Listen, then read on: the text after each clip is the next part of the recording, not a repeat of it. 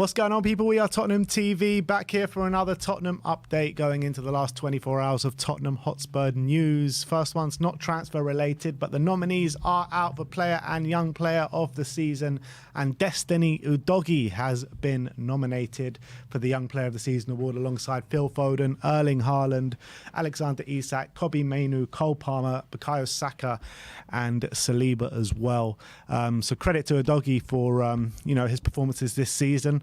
I do feel like if you're going to nominate a Tottenham player for Young Player of the Season, I probably would have sided with Mickey van der Ven over Destiny Udogie. But look, you got to give him credit for getting the recognition. Like, he has had a good season, so it is deserved. But I just don't get this whole Young Player of the Year thing. Like Alexander Isak, 24 years of age, Phil Foden, 24 years of age. These guys are not like young players anymore. No, it's ridiculous. And Foden's got over 250 appearances for Man City as well. So the fact that he's in the same brackets, people like Kobbie Mainoo, who's only just broken into the team and is like 18 years of age, I do think it's a bit ridiculous. But credit to Destiny Udogie. I thought great first season. Obviously, he has played a lot of football as well, has been pretty consistent throughout the season, and I do think he's worthy of a nomination. Obviously, we do have a few players who could be nominated. Saar might have been in there. As I say, Van der Ven, I think, is very unlucky to miss out, maybe because he had that long injury. I guess that's the only thing keeping him from a nomination. But credit, I think, it also a testament to a lot of the young players we do have, and hopefully bright futures. But I think Udogie, to be fair, he's probably been the best left back in the league. So from that point of view, this season, maybe he does deserve a nomination. I don't think he's going to win it, obviously, because of the talent pool in that category. But brilliant for him to be nominated and recognised for a great first season. Yeah, in terms of who you think should win it, I mean, it's got to be Cole Palmer, surely. It could be any of one of those players. Foden, it could be easily because he's nominated. Obviously, Haaland's going to win the Golden Boot. Palmer's obviously got a great shout, but he's also up for Player of the Year, isn't he? I've got a feeling whoever wins one might win the other, but I hope I'm wrong. I just hate that. Like, I feel like if you're nominated for Player of the Year, you shouldn't be in the running for Young Player of the Year.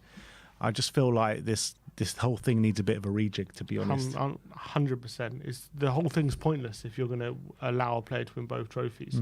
And as well, if you're going to allow a player to be 24 and nominated for Young Player of the Year and then he can win both trophies, I think it's a nonsense. Yeah, I mean, there should really be a cap on like 21, 22 at tops, them at most. So it is what it is, but those are the players up for the nomination. Let me know in the comment section below who you think will win Young Player of the Year this season. But let's get into some transfer news. And Bild are reporting that Tottenham have expressed an interest in signing Dani Olmo this summer. The midfielder has decided to leave RB Leipzig, but has not yet decided on his next club. He has a release clause of 65 million euros in his contract that becomes active in July. I mean, we've spoken about him a bit over the summer or over the season, and I think we're both in agreement of what a top talent he is. I mean, I've been so impressed with him over the past couple of years, or ever since he's broken in. I think, who was he at Zagreb? I was impressed with him, and now at RB Leipzig, he's continued those kind of levels. The only kind of question mark around Dani Olmo is the injuries. And you see him at international level as well. Really adept at that level. Always performs pretty well for Spain, even at tournaments.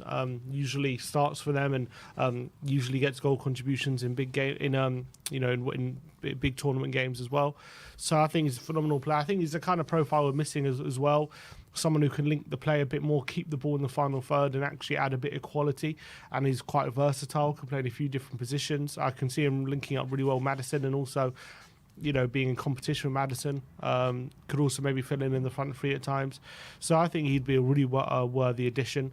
But as you say, he doesn't seem to stay fit for large periods of the season. He does seem to have injury problems. So it's definitely something we're going to have to consider for committing a large fee to him. We don't want to, again, be sitting here on the back of another big money outlay. And we'll be sitting here in 2 years' time thinking, how much can we get for him because he just can't stay fit, a bit like Lo Celso.